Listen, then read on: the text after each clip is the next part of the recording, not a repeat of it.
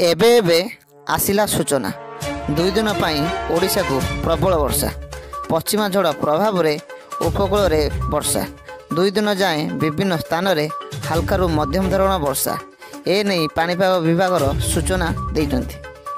पश्चिमा झड़ प्रभाव में उपकूल में वर्षा 2 दिन जाए विभिन्न स्थान में हल्का मध्यम धरण वर्षा नहीं पाणीपाग विभाग सूचना। राज्य में शीतल लहरी जारी रही।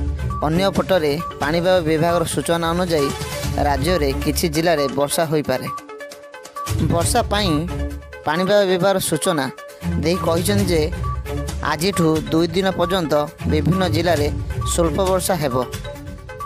सेहीपरि पश्चिमा झड़ प्रभाव में केतेक स्थान में वर्षा हो पारे एने पाणीपाग केन्द्र आकलन करिछि। आंचलिक पाणीपाग विज्ञान केन्द्र सूचना अनुसार आज राज्यर झारसुगुड़ा, मयूरभंज, बालेश्वर, भद्रक, जाजपुर, सुंदरगढ़, देवगढ़, केन्दुझर और केन्द्रापड़ा जिले में वर्षा हेब आकलन करा जायछि। सेहीपरि आसंता काली 8 तारिख में झारसुगुड़ा, केन्दुझर, मयूरभंज आदि जिले में स्वल्प वर्षा नहीं पाणीपाग केन्द्र सूचना देइछन्ति। जनवरी मासरे राज्य में वर्तमान विभिन्न जिले में शीतर प्रकोप जारी रही। राज्यवासी को घन कुहुड़ी सहित शीत कलबल करुछि।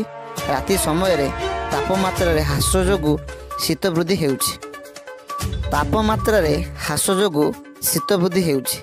एही स्थिति रे आसंता 5 दिन पर्यंत लागी रहिबो बोली आंचलिक पाणीपाग केन्द्र सूचना देइछन्ति। धन्यवाद। भिडियोटी को प्रथम शेष पर्यंत देखिथिबारु। जदि भिडियोटी आपको भल लगी तेबे भिडियोटी को लाइक करंतु, सब्सक्राइब करंतु, कमेंट करंतु एवं सांग मान सहित शेयर करंतु।